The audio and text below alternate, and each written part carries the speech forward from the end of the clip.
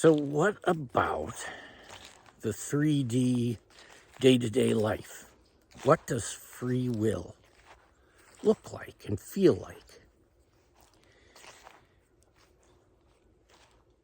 You know,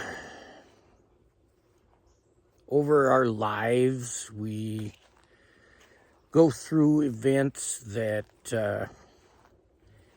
whether it's in childhood or more recently, where we experience negative events, negative emotions, shame, fear, and whether they are small traumas, small events, or major events, they collect in the subconscious mind, and we get triggered, and we react to those triggers, and maybe we take action, maybe we hide, maybe we get lost in our egoic thoughts, maybe what if guy gets in the driver's seat, maybe Eeyore guy or judgy guy or one of them gets in the driver's seat, and we spiral. That seems to be the lack of free will. That is sort of an automatic kind of process, pre-programmed. We just unconsciously react the way we have, survival mechanism. And that's about it. On the other hand, free will seems to emerge when the triggers come up and we see our triggers as an observer rather than a victim. We observe. It's like, oh yes, I can see that I've been triggered, and I've learned that triggers are a lot of times spiritual catalysts, which are going to point me to some way that I'm unconscious and allow me the opportunity to be more awake.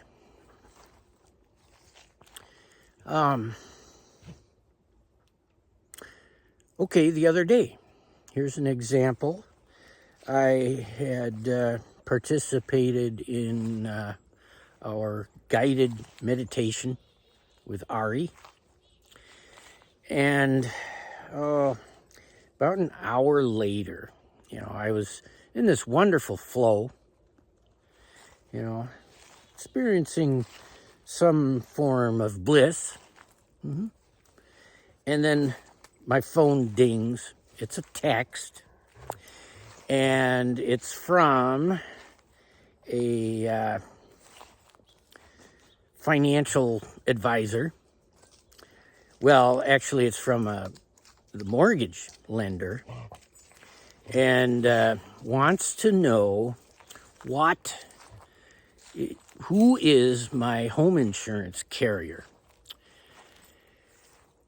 And it hits me that, oh crap, I haven't even thought about home insurance for a few years, and guess what? It had lapsed, all right? Now, my automatic response to that was, oh crap, it's lapsed. That means, what if when I try to reinstate it, they won't let me because it's lapsed, right? What if they have to come out and do inspections or I have to come up with all kinds of documentation? What if, right? What if guy was really trying to get into the driver's seat. But also, I was, in the process of thinking about free will and what is it, and I realized, or perhaps my spirit guides pointed out to me that, hey, this is a spiritual catalyst. Have a look at this. See, why? Why the fear? And how can you actually practice free will in this situation? And what came up was to essentially decide by my free will that in addressing this situation, it could turn out a lot better than what it seems like it will. I can just as legitimately forecast a future where I address this situation and it goes quite well. And the abundance that is in my life becomes evident, right? So I decided, all right, I am going to text back the mortgage lender rather than procrastinate. I'm going to text her back and I'm going to envision a positive outcome. And so I did. I said, yeah, my bad, but I let it lapse. So I do not have home insurance right now. And her response, number one, was, wow, thanks for texting me back so quick. That was an improvement. That was a different pattern from the way I used to behave, okay? All right, and then the next thing she said was, oh, yeah, no worries. I just wanted to know if you had your own home insurance, because what I'm doing is getting clients in under a certain insurance group, and I figured I could save you some money, right, by switching from your home insurance to this group plan. So I'm like, oh, sure, sign me up. And that was the end of the interaction. And I realized, wow, this manifestation stuff really works. And what seems to really bring about positive outcomes in manifestation is the use of free will. The use of free will being, in this case, to visualize a positive outcome, where the automatic and not free will thing would have been to sit and go around and around in my head about all the problems that could come up, and that was how it was when I did not have free will. Yeah. And, I've been doing a number of things to mix up the routine in my life, to choose a different path in life. And that has pulled me out of all those automatic thoughts. And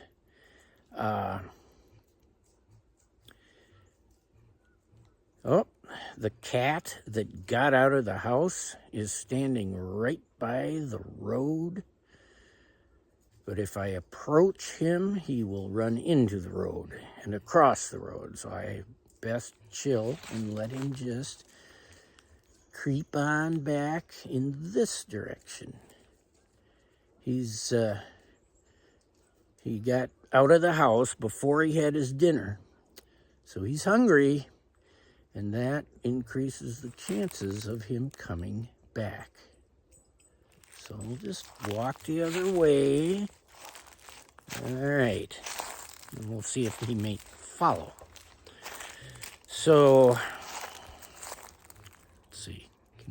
Can we see him?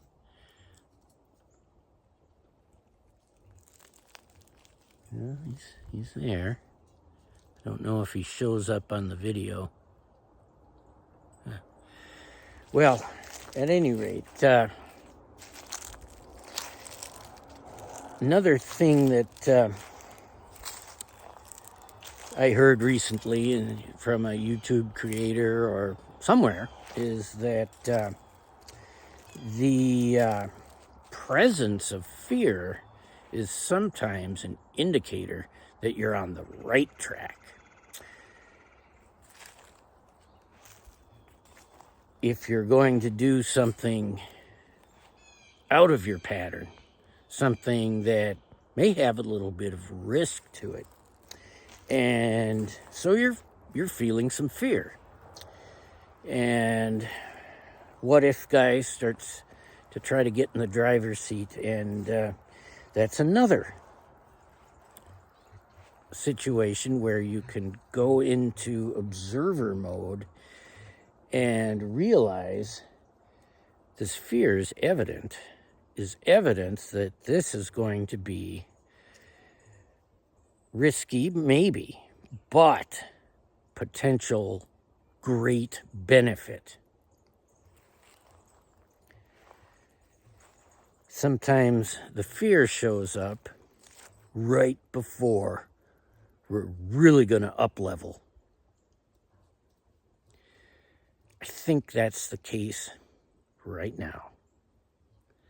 I see some real up leveling, real ascension, real awakening coming very soon. And indeed, a little nervous about it.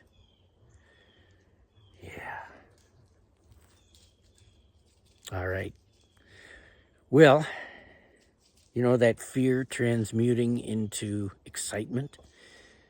Yeah, I think that's what's happening now for me.